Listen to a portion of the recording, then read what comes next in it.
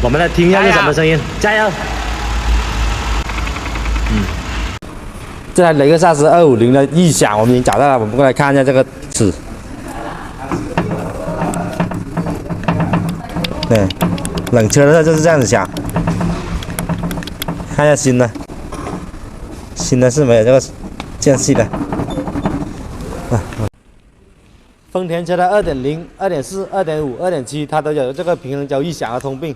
如果你的车出现这个冷车的时候，特别挂档的时候有哒哒哒哒，从油底格那里出现这个异响的话，一般都是这个平衡轴的异响。